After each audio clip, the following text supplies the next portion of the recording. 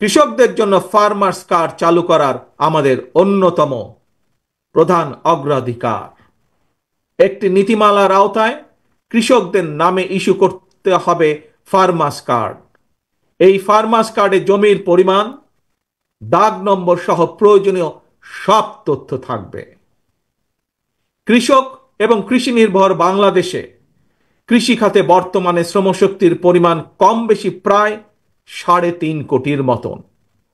এদের মধ্যে যেমন বর্গাদার চাষি কিংবা ভূমিহীন কৃষক রয়েছেন, তেমনি অনেক কৃষকের নামে নির্দিষ্ট পরিমাণ কিছু জমিও রয়েছে।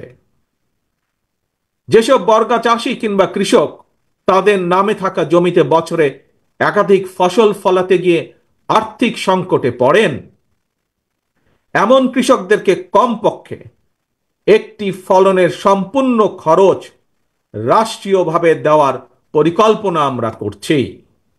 উৎপাদনের জন্য ফার্মার্স কার্ডের মাধ্যমে এভাবেই সরকারি সহায়তা পেলে উৎপাদন যেমন একদিকে বাড়বে, তেমনি কোনো কৃষি জমি অনাবাদি থাকবে না এবং একই সাথে ভূমিহীন কৃষকদের জন্য কর্মসংস্থান সৃষ্টি হবে।